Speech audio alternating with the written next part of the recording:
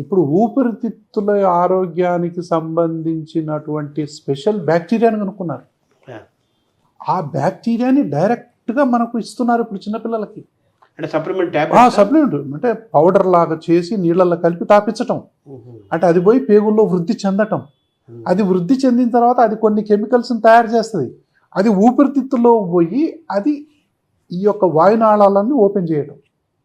అంటే ఆహారం ద్వారానే ఆస్తమా నయం చేయటం అండి. అంతే. దీన్ని పర్సనలైజ్డ్ మెడిసిన్ అంటాం. ఇప్పుడు పర్సనలైజ్డ్ మెడిసిన్ వస్తుంది ఇప్పుడు. అంటే ప్రతి వాళ్ళు ఫ్యూచర్లో స్టూల్ ఎగ్జామినేషన్ చేసుకునే వాళ్ళు ఉండకపోవచ్చు భవిష్యత్తులో. ప్రతి ఒక్కళ్ళు వాళ్ళ యొక్క స్టూలు అంటే మలాన్ని పరీక్ష చేయించుకోవాలి.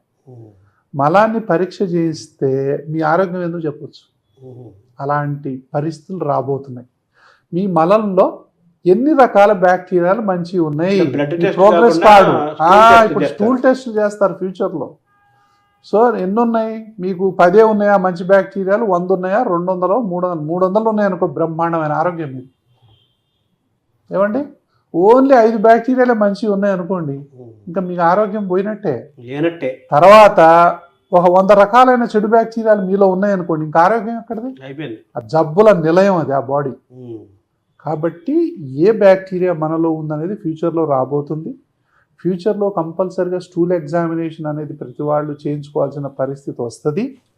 నీ ప్రోగ్రెస్ రిపోర్ట్ లాగా నీ ఆహారాన్ని, నీ యొక్క ఆరోగ్యానికి సంబంధించిన కార్డ్ అనేది అది ఉంటుంది. అమ్మో నాకు తక్కువ బ్యాక్టీరియాలు ఉన్నాయి, నేను మంచి ఫుడ్ తినాలి. సీయింగ్ ఈజ్ బిలీవింగ్ కదా, చూస్తేనే నమ్ముతాం కదా. ఒరే నీకు 10 బ్యాక్టీరియాలు మంచిగా ఉన్నాయంటే మరి ఏం చేయాలి? మనం కూరగాయలు తినాలి, ఆకుకూరలు తినాలి, పండ్లు తినాలి, దుంపకూరలు తినాలి. మనం అంటే భూమిలో నుంచి వచ్చిన ముందర తినాలి ఫస్ట్. సెల్ఫ్ ఎగ్జామినేషన్ అనే కాన్సెప్ట్ పెరిగిపోద్ది.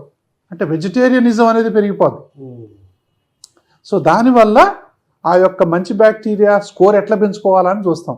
అప్పుడు ఆటోమేటిక్గా బరువు తగ్గిపోతాం, ఆటోమేటిక్గా షుగర్ లెవెల్స్ తగ్గిపోతుంటాయి, ఆటోమేటిక్గా ఇంటెలిజెన్స్ పెరిగిపోతుంటుంది, ఆటోమేటిక్గా హార్మోన్కు సంబంధించినటువంటి ఇష్యూలు కానీ, నిద్రకు సంబంధించిన ఇష్యూలు కానీ మొత్తం పరిష్కారం అయిపోతాయి. సో రేపు జరగబోయేది అది. రేపు జరగబోయేది అది.